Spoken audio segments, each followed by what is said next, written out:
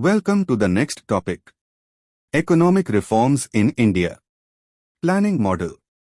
1. Till the rise of the Soviet Union, the prevalent development strategy in the Euro-American countries was the capitalist system of economy, which promoted the principles of laissez-faire and dominant role for private capital in the economy. 2. Once the Soviet Union went for the planning model, most of the developing countries after their independence were influenced by socialism, and the governments there took a central role in planned development.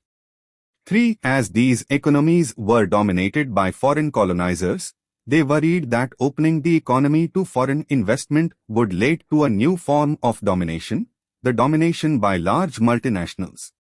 Washington Consensus. 1. By the early 1980s, a new development strategy emerged. Though it was not new, it was like the old idea getting vindicated after failure of a comparatively newer idea. 2. After the world recognized the limits of a state-dominated economy, arguments in favor of the market, i.e., the private sector, was promoted emphatically. 3. Many countries shifted their economic policy just to the other extreme, arguing for a minimal role of the government in the economy.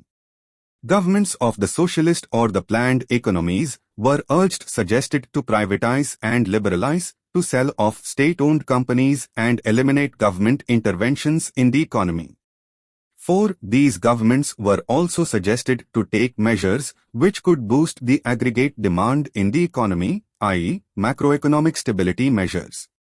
5. The broad outlines of such a development strategy were regarded as being inspired by the Washington Consensus. Mixed economy.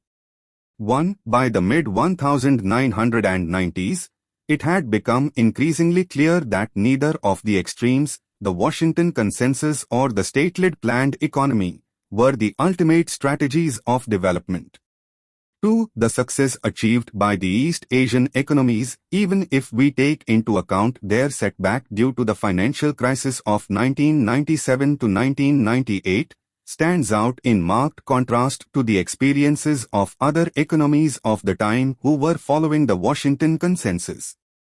3. The East Asian economies have not only been able to propel higher growth rates, but they have been greatly successful in reducing poverty, promoting education and healthcare, etc. Economic reforms in India. 1. On 23 July 1991, India launched a process of economic reforms in response to a fiscal and balance of payment (BOP) crisis. 2. The reforms were historic and were going to change the very face and the nature of the economy in the coming times. 3. The reforms and the related programs are still going on with changing emphasis and dimensions, but they are criticized as being slow ever since the UPA government came to power in May 2004. 4. Back in the mid-1980s, the government had taken its first steps to economic reforms. 5. While the reforms of the 1980s witnessed rather limited deregulation and partial liberalization of only a few aspects of the existing control regime, the reforms started in early 1990s in the fields of industries, trade, investment and later to include agriculture, were much wider and deeper. Obligatory reform. 1. Similar reform processes started by some other economies since the 1980s were voluntary decisions of the concerned countries. But in the case of India, it was an involuntary decision taken by the government of the time in the wake of the BOP crisis. 2. Under the Extended Fund Facility (EFF) program of the IMF, countries get external currency support from the fund to mitigate their BOP crisis, but such support has some obligatory conditionalities put on the economy to be fulfilled. 3. There are no set rules of such conditions already available with the IMF, though they are devised and prescribed to the BOP crisis-ridden economy at the time of need. 4. The masses were convinced that the government had bowed down to the diktats of the IMF, the imperialist forces, the multinationals, etc. 5. The politics of economic reforms damaged India more than the reform has benefited the country. It would not be an exaggeration if we conclude that economic reforms had no political consensus. 6. There was enough scope for the critics to criticize India's economic reforms as prescribed and dictated by the IMF. The process of economic reforms in India had to face severe criticism from almost every quarter of the economy concerned, although the reforms were aimed to boost growth and deliver competitiveness to the economy. Reform measures. 1. Macroeconomic stabilization measures. It includes all those economic policies which intend to boost the aggregate demand in the economy, be it domestic or external. For the enhanced domestic demand, the focus has to be on increasing the purchasing power of the masses, which entails an emphasis on the creation of gainful and quality employment opportunities.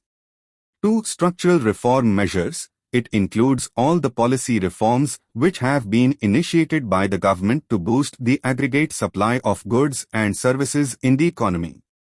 It naturally entails unshackling the economy so that it may search for its own potential of enhanced productivity. The LPG reforms. 1. The process of reforms in India has to be completed via 3 other processes, namely liberalization, privatization and globalization, known popularly by their short form, the LPG. 2. These 3 processes specify the characteristics of the reform process India initiated. Liberalization. 1. The term liberalization has its origin in the political ideology liberalism, which took its form by the early 19th century. 2. The term is sometimes portrayed as a meta-ideology capable of embracing a broad range of rival values and beliefs. 3. The ideology was the product of the breakdown of feudalism and the growth of a market or capitalist society in its place, which became popular in economics via the writings of Adam Smith, its founding father in the USA, and got identified as a principle of laissez-faire. 4. The process of decreasing traits of a state economy and increasing traits of a market economy is liberalization. 5. In the Indian case, the term liberalization is used to show the direction of the economic reforms, with decreasing influence of the state or the planned or the command economy and increasing influence of free market or the capitalistic economy. Privatization. 1. The policies through which the rollback of the state was done included deregulation, privatization and introduction of market reforms in public services. 2. Privatization at that time was used as a process under which the state assets were transferred to the private sector. 3. The root of the term privatization goes to this period, which got more and more currency around the world once the East European nations and later the developing democratic nations went for it. 4. But during this period several connotations and meanings of the term privatization have developed. Globalization. 1. The process of globalization has always been used in economic terms, though it has always taken the political and cultural dimensions. 2. Once economic changes occur, it has several socio-political manifestations. Globalization is generally termed as an increase in economic integration among nations. 3. Even before several nation-states were not even born, the countries around the world had gone for globalization, i.e., a closer integration of their economies. This globalization lasted from 1800 to almost 1930, interrupted by the Great Depression and the 2 wars which led to retrenchment, and several trade barriers were erected since early 1930s. 4. The concept was popularized by the Organization of Economic Cooperation and Development, OECD, in the mid-1980s, again after the wars. 5. The organization had defined globalization in a very narrow and business-like sense. Any cross-border investment by an OECD company outside its country of origin for its benefit is globalization. Generations of economic reforms. First generation reforms. 1991 to 2000. The broad coordinates of the first generation of reforms may be seen as under 1. Promotion to private sector. This included various important and liberalizing policy decisions. 2. Public sector reforms. The steps taken to make the public sector undertakings profitable and efficient, their disinvestment, their corporatization, acquire the major parts of it. 3. External sector reforms. They consisted of policies like abolishing quantitative restrictions on import, switching to the floating exchange rate, full current account convertibility, reforms in the capital account, permission to foreign investment, direct as well as indirect, promulgation of a liberal Foreign Exchange Management Act, the FEMA replacing the FERA, etc. 4. Financial sector reforms. Several reform initiatives were taken up in areas such as banking, capital market, insurance, mutual funds, etc. 5. Tax reforms. This consisted of all the policy initiatives directed towards simplifying, broad-basing, modernizing, checking evasion, etc. A major redirection was ensued by this generation of reforms in the economy. The command type of the economy moved strongly towards a market-driven economy, allowing the private sector to have greater participation in the future. Second generation reforms, 2000 to 2001 onwards.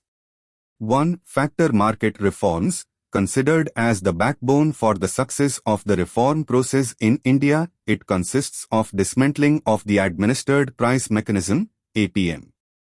There were many products in the economy whose prices were fixed regulated by the government, viz., petroleum, sugar, fertilizers, drugs, etc. 2. Public sector reforms. The second generation of reforms in the public sector especially emphasizes on areas like greater functional autonomy, freer leverage to the capital market, international tie-ups and greenfield ventures, disinvestment, strategic, etc. 3. Reforms in government and public institutions. This involves all those moves which really go to convert the role of the government from the controller to the facilitator or the administrative reform, as it may be called. Third generation reforms. 1. Announcements of the third generation of reforms were made on the margins of the launching of the 10th Plan, 2002 to 2007. 2. This generation of reforms commits to the cause of a fully functional Panchayati Raj institution, PRIs, so that the benefits of economic reforms, in general, can reach to the grassroots. Fourth generation reforms. 1. This is not an official generation of reform in India. Basically, in early 2002, some experts coined this generation of reforms which entail a fully information technology-enabled India.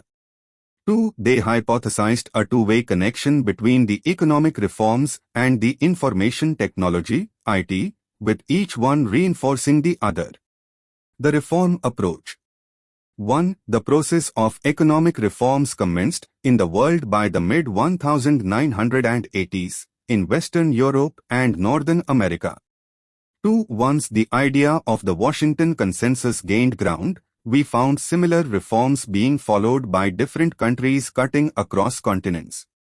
3. Over time, experts together with the IMF-WB started classifying such countries into two categories, viz., one which went for the gradualist approach and the other which went for the stop-and-go approach.